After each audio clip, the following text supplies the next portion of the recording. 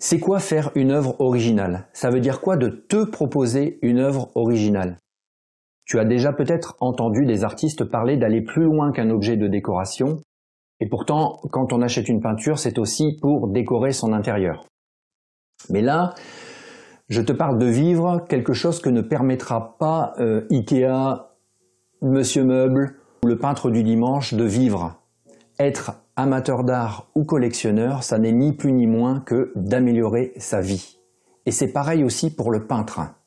Dépasser la facilité, je t'en parle maintenant. Comment se fait-il que des personnes préféreront dépenser 200 à 500 € dans une reproduction sur toile, par exemple les coquelicots d'Argenteuil de Claude Monet, plutôt que d'acheter une vraie œuvre? Il existe des œuvres accessibles à ce prix et on peut même aller au-delà et je vais t'expliquer aussi pourquoi.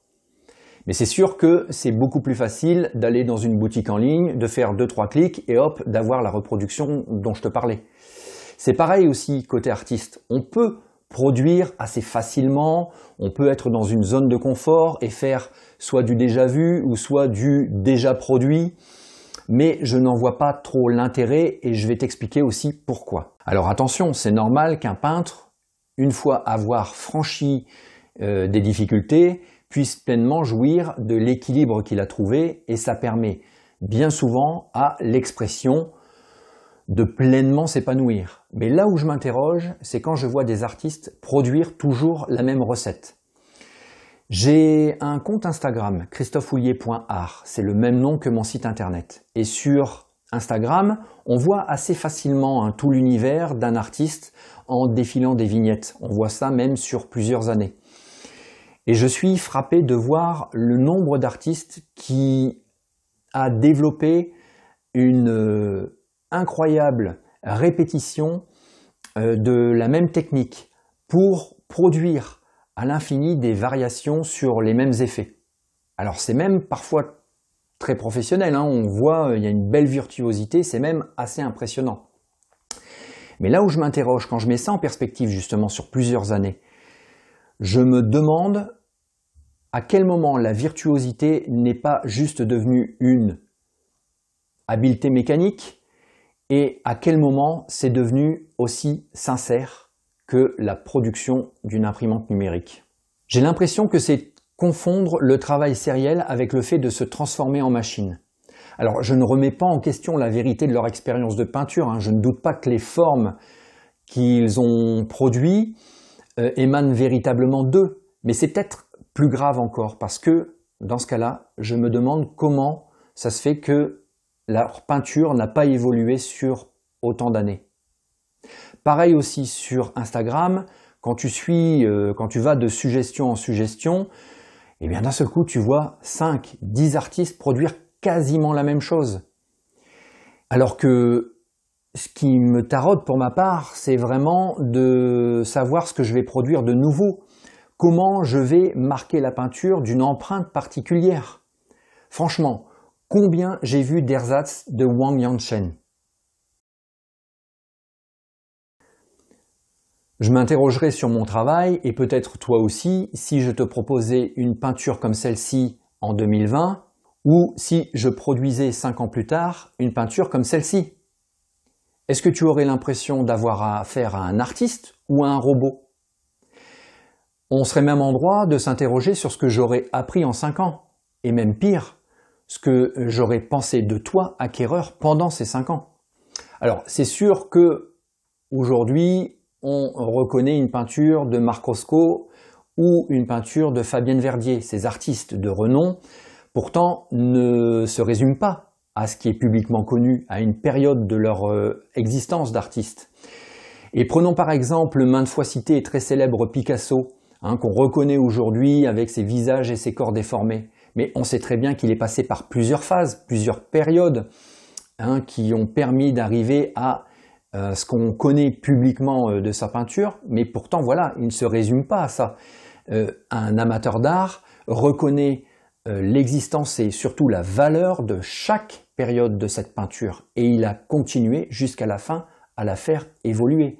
Ça ne t'intéresse pas mieux de savoir qu'une œuvre que tu achètes correspond à une période de peinture, qu'elle est vraiment importante dans un processus? Est-ce que ça ne la rend pas plus particulière à tes yeux? D'autant plus qu'elle est vraiment unique physiquement. C'est une histoire qui t'est racontée à travers une œuvre. Et c'est une histoire que tu peux créer avec une pièce unique. Quand tu mets une œuvre dans ta maison, tu es chez toi. Ce sont tes choix, tes émotions, ton histoire. Pas celle de ton voisin avec la même reproduction ou la même peinture au kilomètre que tu peux voir dans un magazine Maisons et Travaux. Donc je me demande vraiment ce qui anime l'artiste quand il répète toujours la même chose pendant des années. C'est normal d'éprouver un langage visuel, mais attention à ne pas mal user de ce langage. On peut bégayer, mais attention à ne pas radoter. Côté artiste, côté amateur d'art, comment se prémunir de ça? Alors, de mon côté, pour offrir une peinture sincère et unique, je vais essayer de privilégier l'étonnement plutôt que la virtuosité. La seule chose que je ressasse, c'est la question qui anime ma peinture, celle qui m'est la plus importante, la plus fondamentale, c'est la question du mystère, de l'existence.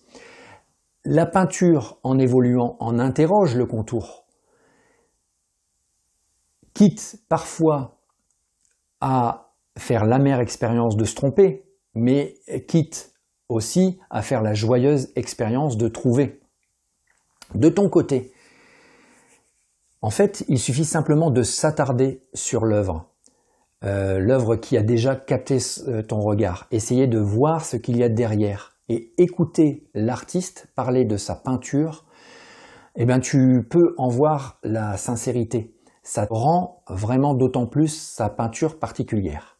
Et bon, si par exemple, ce que j'ai à offrir à travers ma peinture ne te plaît pas ou tu as d'autres considérations, je ne vais pas essayer de te la refourguer, cette peinture. Alors certes, je produis des œuvres qui sont des productions achetables, mais ce n'est pas de la peinture au kilomètre, ce n'est pas des chaussettes. C'est un moment de silence, un moment où la vie se frotte au réel, parfois doucement, parfois avec violence. C'est un moment où je m'abstrais des sentiments, parce que je ne suis pas là pour étaler mes émotions, mais de les exalter, ces émotions, pour en tirer ce qui fait l'existence et son universalité, ce qui fait nous rejoindre, ce qui nous rend semblables, toi et moi. Et c'est ce que j'espère te faire vivre à travers ma peinture. Peut-être trouveras-tu ça dans une production lambda et c'est ok. Mais si tu te mets à regarder en profondeur la production d'un artiste, si tu as les mêmes questions qui te taraudent, tu verras que l'expérience est tout autre. Tu pourras t'interroger sur la sincérité d'un artiste qui n'a pas bougé d'un iota en 5 ans. En fait, ce que je te propose, c'est simplement de t'intéresser aux artistes. Si tu ne te retrouves pas dans la production d'un artiste, tu te retrouveras dans la production d'un autre. L'art est aussi varié que le nombre d'artistes qui le font vivre. Quand tu auras trouvé ta peinture, ton art, tu verras que l'expérience est incomparable. L'art, c'est du concret. On est loin de l'image élitiste véhiculée par les médias parce que c'est leur fonds de commerce et qu'ils ont besoin de sensationnel. Acquérir une œuvre, ça va plus loin qu'acheter une œuvre. C'est vraiment faire l'expérience d'une vie meilleure, surtout quand on est sincère de chaque côté du tableau. Là où c'est élitiste, c'est justement quand on te balance les coquelicots d'Argenteuil en poster, quand on transforme les chefs-d'œuvre en Big Mac à phagocyté. Là où c'est élitiste, c'est quand on te bassine avec les génies de la peinture d'hier sans regarder ce qui se fait autour. C'est quand l'émotion a laissé place à la sacralisation, puis à la financiarisation. Même si les grands maîtres d'hier ont atteint l'éternel et nous disent encore aujourd'hui la beauté du monde, est-ce qu'elle n'est pas aussi vivante avec les artistes qui sont autour de toi, à ton époque? D'autant plus qu'ils sont accessibles. Tu peux leur parler et tu peux échanger avec eux. Surtout, d'ailleurs, n'hésite pas à échanger avec moi. Tu peux laisser un commentaire en dessous de cette vidéo. Donc je te dis à très vite. Merci.